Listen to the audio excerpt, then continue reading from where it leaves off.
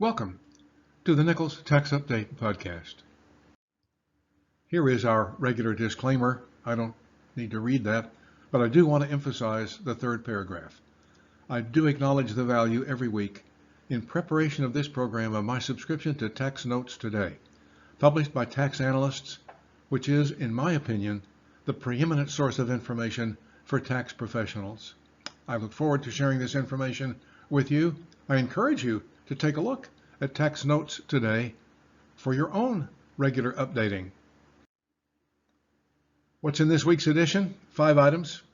First, the IRS will not agree with the 8th Circuit on the effect of unrelated business taxable income on an exemption from a 501c3 exemption for an educational institution.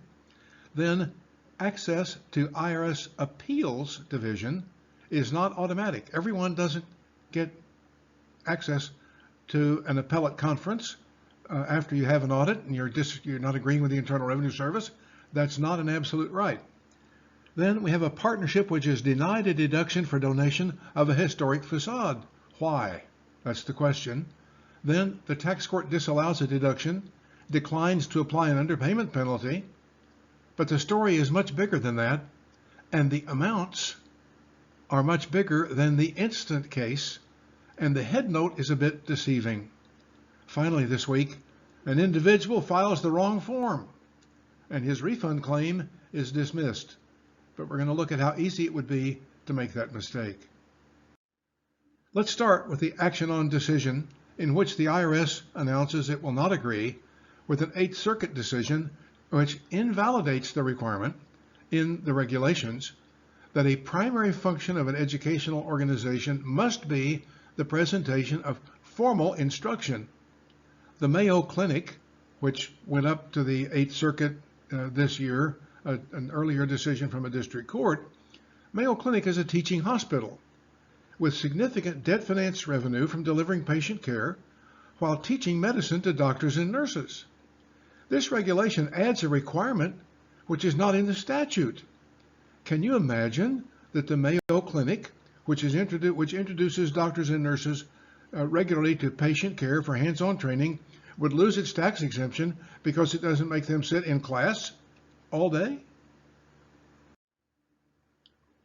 According to the Department of Justice, this is their litigating position, in Hancock County Land Acquisitions, LLC, and we have a ton of these conservation easement cases that are coming through on all kinds of issues. But with Hancock County Land Acquisition, they want to have an appellate conference. They don't agree with the agent. They've got a $180 million denied deduction, and they want to talk to an appellate conferee. They claim the Taxpayer First Act gives them an absolute right to talk to the appellate conferee, but no, it does not. It does not require the IRS to give all taxpayers an opportunity to contest agency decisions in the Independent Office of Appeals.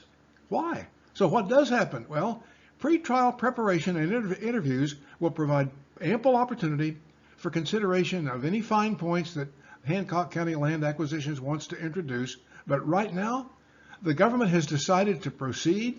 They're not even thinking about settling. They understand the issues. There is no compromise. We are going to court. We don't need an appellate conference. Interesting that you really know what the government thinks of their hand when they don't think they even need to talk with you about any kind of a compromise. No deduction for conservation easement because the partnership gave a defective deed. Another one of these conservation easement cases, 901 South Broadway. The tax court upheld the IRS disallowance of a charitable contribution deduction for donation of a facade easement on a building to a Los Angeles conservancy. Why? The perpetuity requirement of Section 170H5A was not satisfied because mortgages on the building had not been subordinated to the rights of the conservancy prior to the transfer. In other words, the conservancy got all the rights and all the value that would be left over after a sale of the building satisfied the mortgages. Well, that's not an absolute gift of all the value. There were several drafting errors in the deed. Well, I thought the lawyers and the accountants that were promoting these things were experts. I thought they knew all about how to draft at least a deed. I thought they all knew that you had to have the mortgages subordinated to the rights of the charity to whom the easement is given, but apparently not so. They had the wrong lawyer. Possible. Another partnership, Plateau Holdings. They lost $20 million of charitable contribution deduction for their conservation easement donations and got hit with a 40% valuation misstatement penalty. That was the original, that was the first trial. Now they're back trying to get the last $3 million. They don't get that either. The court declined to apply an accuracy-related penalty to a portion of the LLC's underpayment due to a defective deed, another one of those defective deeds, because they had reasonable cause and acted in good faith. How does the court know that? Well, the LLC trusted its lawyer.